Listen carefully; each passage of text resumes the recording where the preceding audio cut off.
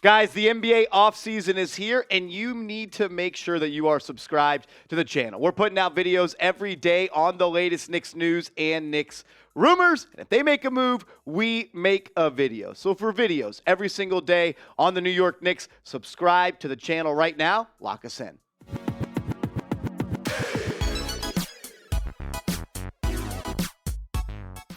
You are watching New York Knicks Now by Chat Sports. I'm your host, Marshall Green. The NBA offseason is already underway for the New York Knicks, and the trade rumors are already crazy like they always are.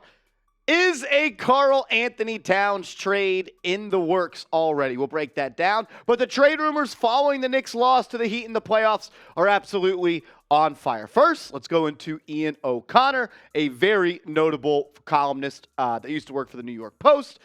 He said this. He said, "I'm not saying I love this, but if I had to put $20 on it, I'd say Karl-Anthony Towns is a Knick next season." But it wasn't just Ian O'Connor. Bleacher Report's Eric Pincus, he echoed the same thoughts. He said, several NBA sources over the past couple of years have expressed they believe the Knicks will ultimately end up with Karl-Anthony Towns, a CAA client.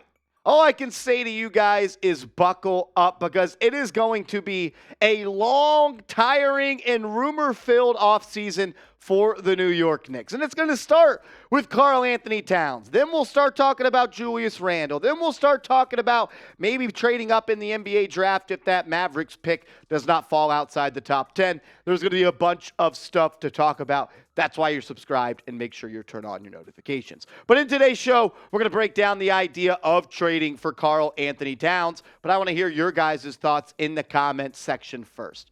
If you were Leon Rose, if you were the general manager for the New York Knicks, should the Knicks trade for Karl-Anthony Towns? Oh, this one is very, very interesting. Type T for trade, type P for pass. This will be the pinned comment on today's show. So if you get hit with that YouTube ad break, scroll on down and let me know, would you trade for Cat? I'm going to be honest with you guys. I'm not thrilled about the idea of trading for Karl-Anthony Towns. On the surface, is he a good basketball player? Yes. If you just added him to the roster right now, would the New York Knicks be better? Yes, but there is so much more that comes with trading for a player. And first, it starts with the money for me. Karl-Anthony Towns is a very, very young, rich man. This is the last year of his current deal. He's already signed an extension, and he is going to be getting the bag over the next 4 seasons. It goes from $50 million next season to $54 to $58, and then to $62 million in 2027. He's a good basketball player, no doubt about it. But there is no way on earth that he is worth $62 million. Think about it like this. Jalen Brunson, he makes $25 million.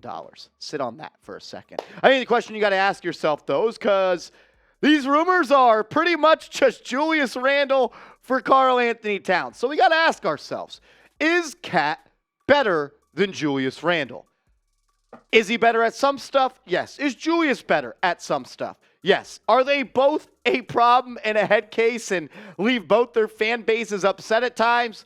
Absolutely. But when you look at the numbers, they aren't that much different. Karl-Anthony Towns only played in 29 games this year due to a grade 3 calf strain. So his numbers are a little bit down this year. This is actually the first time that he's averaged less than 24 points per game since the 2018 season, where he was an All-Star. And he's a 3-time All-Star. Julius Randle, he's a 2-time All-Star. Randle this year's numbers were probably a little bit better. 25 points per game, 10 rebounds, 4.1 assists. But Cat is the more efficient basketball player, and he's a better shooter overall. Cat may go down as one of the best 3-point shooting bigs of all time. Shot 49.5% from the deck and 36.6% from downtown, and he did that on 5.7 threes per game. He also played a new position this year alongside Rudy Gobert. Gobert obviously played the center, and Cat played the power forward position for the first time in their careers.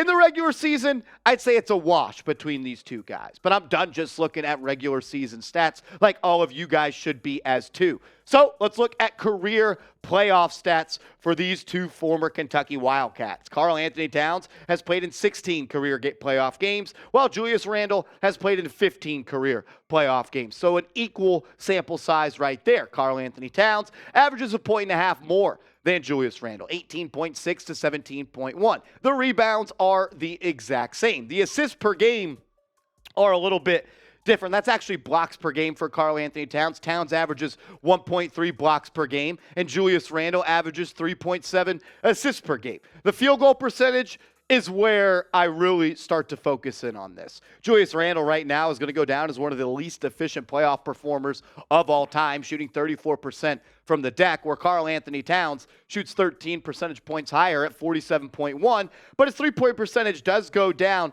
from a career regular season average of 39% to 33% in the playoffs, where Julius Randle shoots 28%. I do think it's fair to say that both these players could use a change of scenery. We've got a Minnesota Timberwolves fan in the office, and I asked him before this video, what do the T-Wolves think of Karl-Anthony Towns? And he had some not so nice words to say that I can't say that starts with a P. You know what I'm talking about. And Julius Randle, I don't think I need to say anything else about Julius Randle. So what do you think? Karl-Anthony Towns straight up for Julius Randle. Man, oh man. I've literally been thinking about this trade idea for 24 hours straight, and I've said yes, I've said no, I've thought the Timberwolves would say yes, I thought the Timberwolves would say no.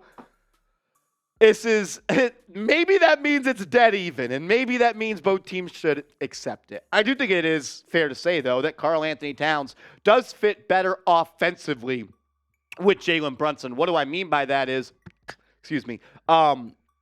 Nick Roloff and I were talking about it before the show. Karl-Anthony Towns, what is frustrating about him is no matter how good of a shooter he is, he just hangs around the perimeter too much, which could be looked at as a negative because you're a center, you need to be inside, you need to be getting easy points, you need to be grabbing offensive rebounds, but he spaces the floor so well. And look at Jalen Brunson. He is a guy that plays his best from the foul line down. He's one of the best paint scorers at the guard spot in the NBA. And it would just leave more room for him to operate and cook. And I think that's a mindset that I am going with and I'm hoping this front office goes with going forward. Get players that make Jalen Brunson better, that do things that Jalen Brunson doesn't do. Like Stephen A. Smith wants to trade for Damian Lillard. Why? That makes no sense. I don't need to take the ball out of Jalen Brunson's hands. We have our guy. We have our captain. We have our point guard. I don't need him sharing the rock and doing point guard responsibilities with somebody else. But with a guy like Towns, you could run a true pick and pop, 5-1 pick and pop, pick and roll, and you could just have more room for him to operate. So I think on the offensive end, Towns does fit better than Randle, but I just think Randle, even though how frustrating he is and how much I don't like him, I just think he's got a little bit more of this. And I think that goes a long, long way. But I'll open the floor for you guys. Would you make this trade? Would you do it?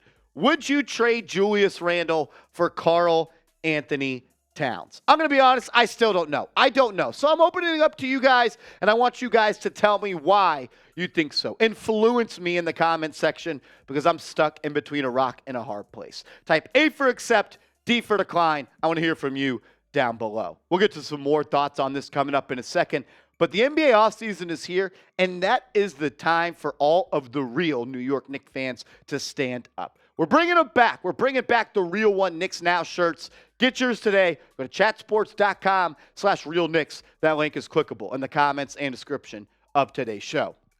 First question I have is, can Karl-Anthony Towns handle the pressure of New York City?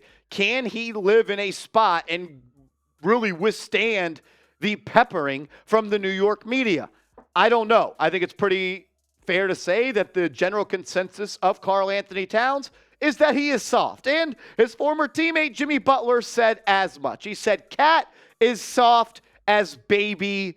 You know what it is. That's a problem. You don't want to be known as someone that's mushier than baby stuff. That's not good. That you never want another grown man to say that about you.